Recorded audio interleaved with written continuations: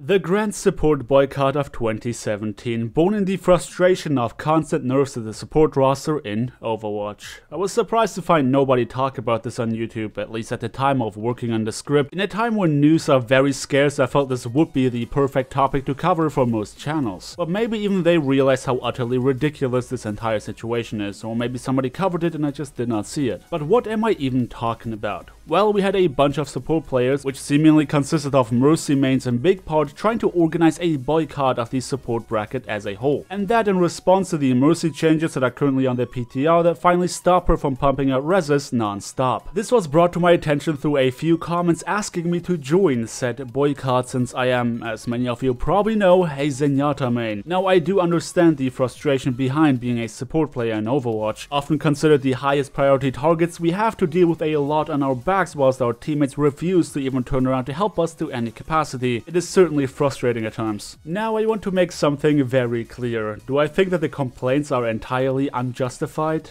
No. But do I think that this is a terrible way of going on about it? Yes, for sure. You see, acting like spoiled little brats and deciding to not play support heroes anymore, thinking that, oh boy, that will show them, when in reality there's nothing fundamentally wrong with these heroes, is absolutely pointless. When Mercy had a res ability change to only affect single players rather than the entire team, people complained. They complained before they even got to play her. She eventually made her way onto the live servers in a state that was changing the way we play Overwatch altogether. Now, I know that change is scary. When previously an opening pick would often guarantee coming out of a teamfight victorious, we now had to consider that slip-ups in positioning could be negated through Mercy's res that was now on a 30-second cooldown rather than being an ultimate ability. On paper, nothing was wrong with Mercy. Well, depending on what you consider to be wrong. With her having already been the most popular character in the game, naturally players felt like she was now a must-pick and by that was considered overpowered. Obviously, a lot of players are complaining about having the way they play Overwatch being changed fundamentally. That was to be expected. Teamfights started dragging out way longer than before, and Mercy, when using her ultimate, was near impossible to hit thanks to what I assume to be a very inconsistent netcode. Again, there was nothing wrong with Mercy on paper, but the fact that she changed the landscape of the game so dramatically simply by being such a popular character, along with the assumption of netcode inconsistencies making her very difficult to kill, we suddenly had a problem at our hands. Anyone saying that Mercy should not be changed from her current state is being absolutely delusional. Previously, I did not enjoy playing Mercy. Now I personally think she is way more fun to play. For the first time, I genuinely enjoy playing her on a regular basis. But only because I enjoy playing her does not mean that I don't see what is wrong with her, the problems that start to crystallize over time. Mercy is not a skill-based character, at least not mechanically. She relies on experience and awareness to make the right decisions, but nothing she does holds a skill set that is directly transferable to any other character in the game. There is no way players should be able to reach the top of the ladder by playing a single hero, especially not one that is so passive and, quite frankly, does a really poor job of teaching players the fundamentals of Overwatch. Adaptability, mechanical prowess, team play, versatility. A hero that largely spends their time holding M1 on their teammates, tagging along wherever they go, with very little variance in playstyle going from Mercy player to Mercy player, is being abused by the player base to reach very high ranks that they have no right to hold. Mercy is a problem. When the only differentiating factor between good and bad Mercy players is that one knows to be in the back and the other constantly finds themselves in positions where they shouldn't be, then that is a very weird spot to have a character be in. Say what you will, the fact that Mercy does a poor job of teaching players gameplay fundamentals is illustrated by the sheer amount of players who are Mercy one-tricks and, whenever they are forced to play something else, show a lack of proficiency that would rival a quick player that genuinely does not try to win a match. When it comes to players who are one-tricks, most of the time they are not completely lost when forced to play something else, but in the case of Mercy, the absolute vast majority of encounters on ladder where two Mercy one-tricks are fighting over who can play her end up with the other player underperforming so dramatically that it drastically decreases the team's chances for victory. Again, Mercy is a problem, no matter how you try to look at it. However, she is part of Overwatch, and naturally we cannot expect her to be removed entirely. What will be a concern is the removal removal of anything that differentiates good from bad players. At the time of working on this video, I could not find any patch notes regarding the most recent changes to Lucio, which seemingly takes away his ability to accumulate speed to an extent that he was able to previously, and Mercy's ability to maintain momentum after using Guardian Angel, effectively bunny hopping.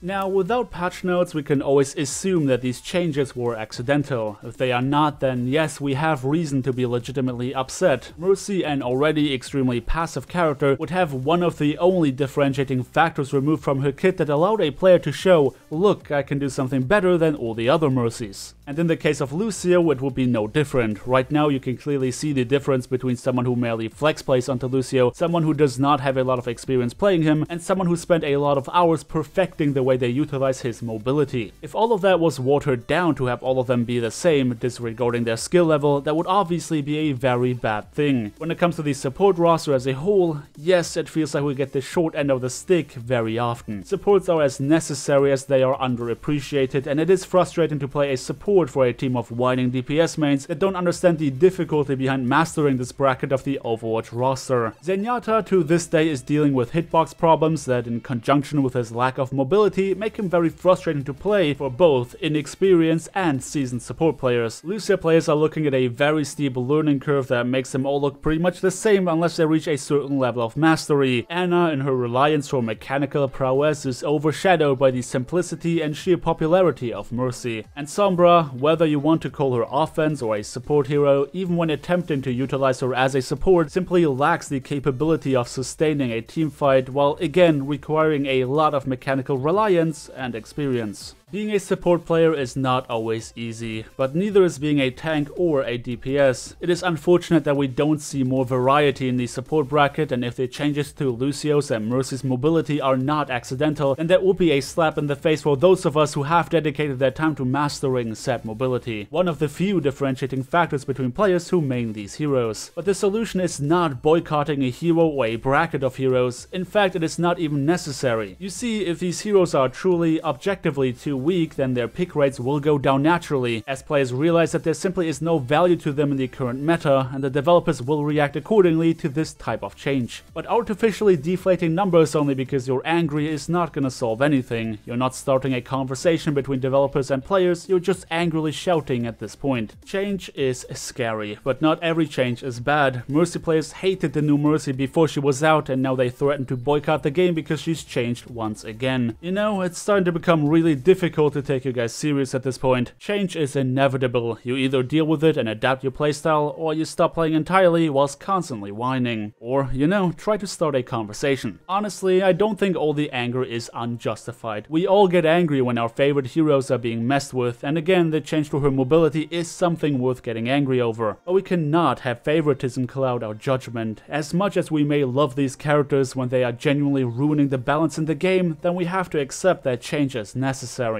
But at the end of the day, it is really difficult for me to feel bad for someone who gets upset with having their favorite hero changed when all they do is playing that one hero in a game that is about swapping characters. You know, maybe it's time to teach your pony a few more tricks.